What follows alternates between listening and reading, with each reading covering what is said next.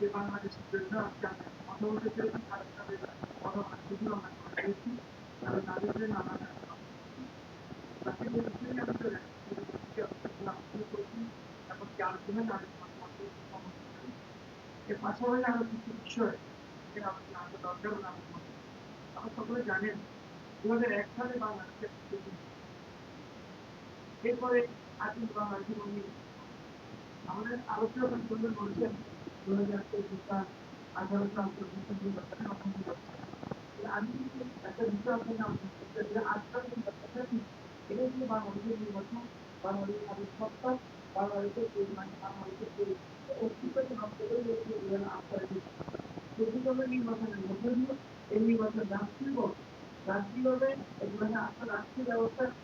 নির্বাচন এই প্রতিটি একটি দলকে ক্ষমতা এনে দিয়ে তার পরবর্তী নির্বাচনগুলোকে সক্রিয় রাখে সুযোগ করে দিচ্ছে রাষ্ট্রীয় ব্যবস্থাপনা এবং সেটা আমরা যতটুকু দেখেছি সেখানে পার্শ্ববর্তী দেশ বা আন্তর্জাতিক বিভিন্ন সংস্থাগুলো সেখানে কিন্তু ভূমিকা রাখেন এই অনলাইন নির্বাচন সেখানে আমরা একটা জিনিস যেখানে আসেন সেটা হচ্ছে আপনার দেখেছি কিনা ওই নির্বাচনের পর আমরা দেখবো আপনি কিভাবে কাজ করবেন আমি বিভিন্ন এলাকায় আমি দেখতে অধ্যাপক কলেজের গভর্নিং বডি নির্বাচনের প্রতিনিধি শিক্ষকদের দাবি নাও নিয়ে আমি থাকছি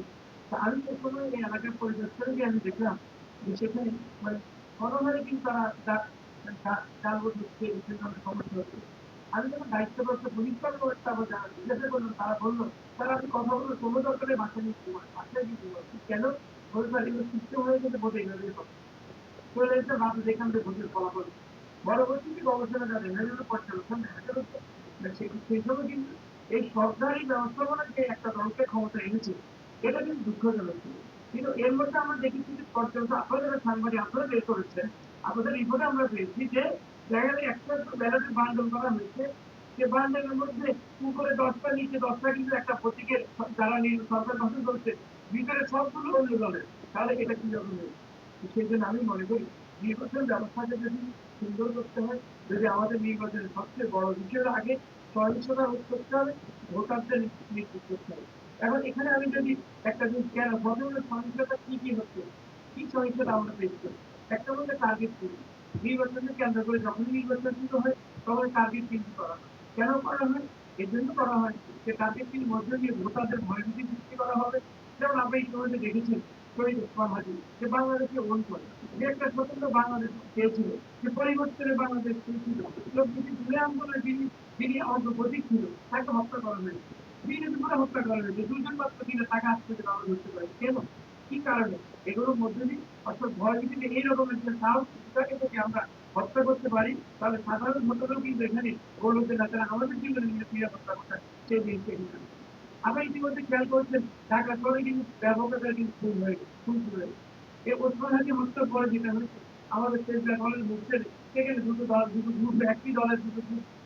একটা ছাত্রকে হত্যা করছে চাকরি করে আসলে কিন্তু বিচার ব্যবস্থা কিন্তু অনলাইনে সময় তাদের আশঙ্কা দেখা যাচ্ছে কিন্তু বিচার হচ্ছে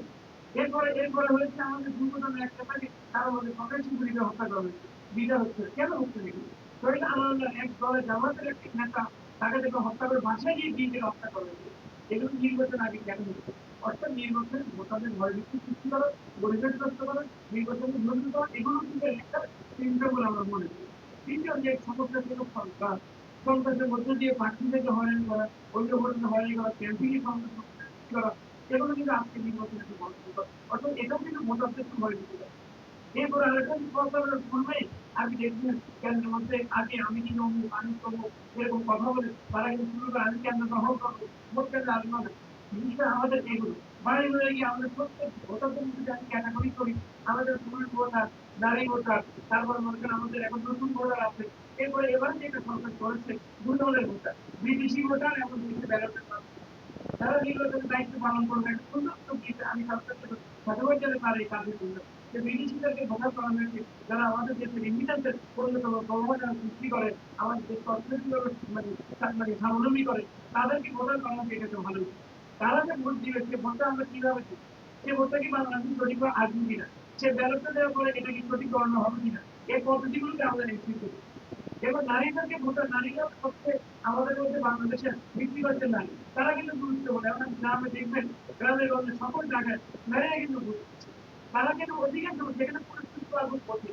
সারাদিন সকাল থেকে 8টা থেকে বিকেল 4টা পর্যন্ত নারীরা ভোটে দাঁড়িয়ে থাকে, কিন্তু 12টা করে 11টা করে আর তাদের লাইন পাওয়া যাচ্ছে, কারণ তারা কর্মনির্বাহের কারণে অনেক ভিন্ন থাকে, দেশের বাইরে থাকে, ঢাকা শহরে থাকে বা অন্য অঞ্চলে থাকে। কিন্তু আমরা দেখি এই নারীদেরকে হেনস্থা করার জন্য নারীরা মর্যাদা পরিবর্তিত না করে সেটা বাড়ি বাড়ি গিয়ে অপপ্রচার চালানো হচ্ছে, নারীদেরকে হুমকি দেওয়া হচ্ছে। এটা কিন্তু তাহলে সে ভোটার নারী কি ভোট দেওয়া হচ্ছে, তাহলে এই দায়িত্ব কার? এটা সরকারকে দিতে হবে। এরপর আমরা তরুণ ভোটার যারা আছে, তরুণদের মধ্যে বিভিন্ন দেখবেন আজকে যে সমস্ত কাজগুলো হচ্ছে বিভিন্ন ভাবে মিডিয়ার মাধ্যমে, মানে এআই ব্যবহার করে আজকে অনেক রকম মিথ্যাচার প্রচার হচ্ছে। তরুণরা যে মোবাইল এডিক্টেড, তাদেরকে জেল জেল বলা হয়, অর্থাৎ তারা মোবাইল ছাড়া কিন্তু তারা চলে না। তো এই ছেলেগুলোর মাধ্যমে যদি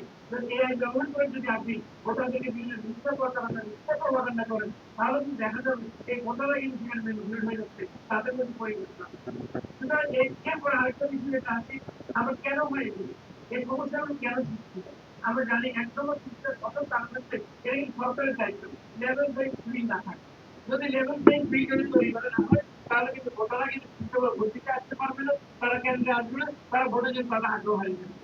আচরণবিধি লঙ্ঘনই কোন প্রতীকের না হওয়া। ইতিমধ্যে আমরা দেখেছেন আমাদের ভোটারদের পক্ষ থেকে নয়, প্রার্থীদের পক্ষ থেকে যেভাবে সরকারের কর্মকর্তাদেরকে কর্মচারীদেরকে যারা তাদের আচরণবিধি লঙ্ঘনের কারণে বাধা দেওয়ার কারণে যেভাবে তাদেরকে বিজ্ঞানগুলি দেখিয়ে তাদেরকে হুমকি দেওয়া হচ্ছে, বিভিন্ন জায়গায় কিন্তু দলমত পেশা সৃষ্টি করে যাচ্ছে, লিফলেট বিতরণ করা হচ্ছে। যদি এখনো লিফলেট বিতরণ নিজ নামে সেখানে ভোট চাওয়া কোনোভাবেই সঙ্গত নয়, সে কাজগুলো হচ্ছে। এবার বিভিন্ন জায়গায় আমাদের বিভিন্ন বিভিন্ন দেখবেন বিভিন্ন দলে দলে বিভিন্ন এক অপরের উপরে যে হামলা সৃষ্টি করছে, নারীদের বিভিন্ন সরকার বাধা দিচ্ছে, এবং নারীদের বিভিন্ন তারা ইনফরমেটিভ করতে বাধা দিচ্ছে। এগুলো কিসের লক্ষ্য? এগুলো তাদের নিরাপত্তা, ভোটারদের নিরাপত্তা থাকে কই? এরপর আসবে আরেকটা দেখবেন সেটা কেন হচ্ছে, তৃতীয় যেটা ঝুঁকিপূর্ণ কেন্দ্রের তালিকা তৈরি করে পদক্ষেপ পদক্ষেপ গ্রহণ না করে। আমাদের কাছে আপনারা জানেন সারা বাংলাদেশে আমরা আমাদের এই বাংলাদেশে 55 বছর 56 বছরের বয়সে এখানে অনেকগুলো নির্বাচন হয়েছে। সেই নির্বাচনে আমাদের সম্পদ কোথায়, কোন কেন্দ্রের প্রবলেম হচ্ছে, এটা কিন্তু তাদের জানা উচিত, সরকার জানে এগুলো, কিন্তু সেভাবে কিন্তু ব্যবস্থা নেওয়া হচ্ছে। ইতিমধ্যে আমরা দেখেছি আমরা সরকারের রাষ্ট্রের বিভিন্ন যারা সন্ত্রাস 20 বছর 30 বছর তারা সাজা পাওয়া আসামি ছিল, স্কুলের আসামি ছিল, তাদের কিন্তু সরকার ছেড়ে দিয়েছে। ছেড়ে দিয়ে তাদের কেন ছেড়ে দিয়েছে, এটার কোনো কারণ কিন্তু আপনি কেউ বুঝতে পারছেন। এটা এইজন্য ছেড়ে দেওয়ার অনেকগুলো কারণ হতে পারে যে তারা কিন্তু সন্ত্রাস সৃষ্টি করে, কিলিং ইনসিডেন্টের সাথে জড়িত। ইতিমধ্যে আমরা যে কিলিং গুলো হয়েছে এগুলো আমাদের সবগুলো পেশাদার কিলার কিন্তু ছিল। তাহলে এরা কারা, তাহলে ওদের কি কোনো সম্পৃক্ত আছে কিনা, এটা কিন্তু সরকারের দেখতে হবে। তাহলে যারা প্রত্যেকে সত্যিকার ভাবে সন্ত্রাস, যারা সত্যিকার ভাবে আর্থিক ব্যবসা করে, আর্থিক তারা খেলে, আর্থিক মানুষের খুনের খুনকে যারা মানে পেশার এবং নেশায় যে নিয়েছে, এই সমস্ত খুনিদেরকে ধরে তাদের কিন্তু কারাগারে রাখতে হবে, অর্থাৎ তাদের পর ব্যবস্থা গ্রহণ করতে হবে। এটা সরকারের কাজ। এরপর আমাদের গণমাধ্যমের কথা বলবো। গণমাধ্যমের একমাত্র ভূমিকা, এটা কিন্তু নির্বাচনের ভোটারদের নিরাপত্তা কিন্তু এটাও কিন্তু অন্যান্য সমস্যার সৃষ্টি করে, এবং এটা প্রবলেম। কারণ যদি গণমাধ্যম যদি সঠিক তথ্য যদি প্রচার করে, তাহলে কিন্তু সেখানে কি হয়, কারণ আমরা জানি যে সেখানে জনগণ সেখানে আশাবাদী হয়। গণমাধ্যম অনেক ভালো ভূমিকা পালন করে, কিন্তু মাঝে মাঝে কিছু কিছু গণমাধ্যম আছে তারা হলুদ সাংবাদিকতা আমরা যাকে বলি, আমরা আশা করি এই সমস্যাগুলি থেকে যদি মুক্তি পায়, তাহলে কিন্তু ভোটাররা কিন্তু সেখানে ইনফ্লুয়েন্স হবে, নিরাপত্তা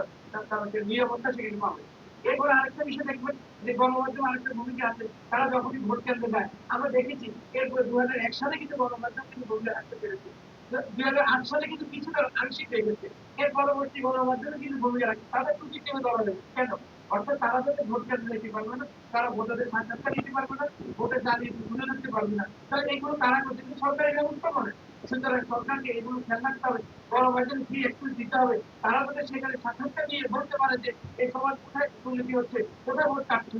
প্রিয় ভাই। সেজন্য আমি আরেকটা পরে বলেছি, আরেকটা কথা বলতে চাই। ভোটারের ধরনের কথা আমি বলেছি, ব্যালট পেপারের যে নিশ্চয়তা এখন আমাদের, আপনি তো ভোটারের নিশ্চয়তা চাচ্ছেন, আমার ব্যালট পেপারে কি নিশ্চয়তা আছে, এবার ব্যালট পেপার কত ধরনের হয়, কোথায় এবার এবার ইভিএমের বিষয়ে এখন